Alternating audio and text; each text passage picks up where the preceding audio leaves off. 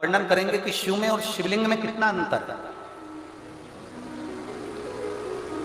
घर के अंदर भगवान शंकर की मूर्ति नहीं रखाती है, घर के अंदर भगवान शंकर का शिवलिंग रखा था। आप लोगों के घर में क्या है? जम के बोलो जरा। शिवलिंग है। मूर्ति में और शिवलिंग में अंतर क्या?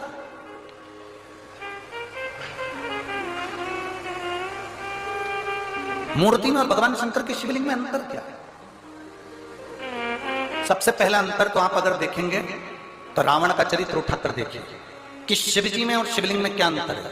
रावण भगवान शंकर के कैलाश धाम को शंकर जी के समेत उठा लेता है।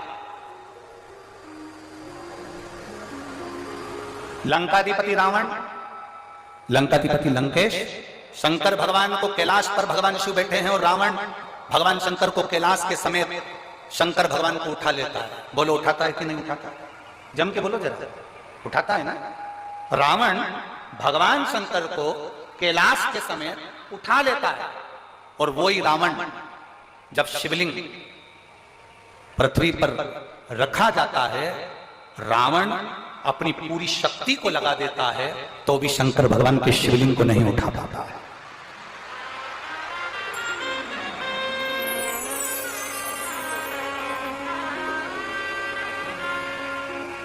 शिवलिंग नहीं उठा पाया, भगवान शंकर के शिवलिंग को नहीं उठा पा रहा, भगवान शंकर के शिवलिंग को नहीं उठा पाया।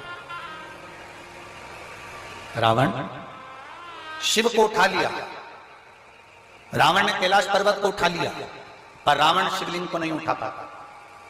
आखिरी में लंकाधिपति रावण हार जाता है और शिवलिंग वहीं पर छोड़कर लंका चले जाता है और वो शिवलिंग बैद्यनाथ जी के रूप में पूजा जाता है।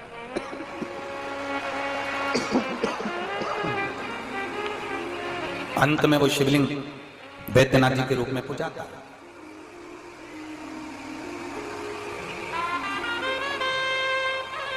नहीं उठा वो शिवलिंग, उठ नहीं पाया वो शिवलिंग।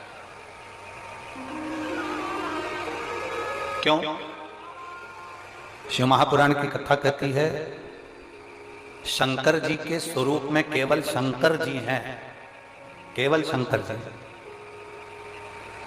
शंकर जी के स्वरूप में केवल शंकर जी हैं और शिवलिंग का जो स्वरूप है उसमें केवल शंकर जी नहीं है, उसमें गणेश जी भी बैठे हैं, कार्तिकेय जी भी बैठे हैं, अशोक सुंदरी भी बैठी है, पार्वती जी भी हैं, शंकर जी भी हैं, जया, विषहरा, शामली वाली, दौतली, जया, ये सब भगवान शंकर की 5 लड़कियां, भगवान शिव की 5 बेटियां, गणेश, कार्तिकेय, अशोक सुंदरी, देवी और शंकर भगवान की परिधि में जहां जल निकल रहा है उस स्थान पर 33 कोटि देवी देवता। शंकर जी के स्वरूप में केवल शंकर अकेले हैं, पर शंकर जी के शिवलिंग में 33 कोटि देवी देवताओं का बल होता है, इसलिए उल्टा नहीं पाता।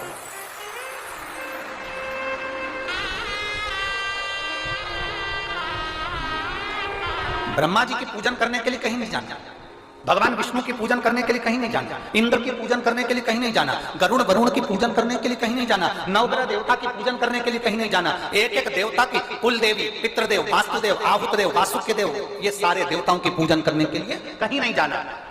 केवल एक देवाधिदेव महादेव पर अगर आप एक लोटा जल समर्पित कर रहे हो तो सारे देवताओं की पूजन एक साथ में हो रही है।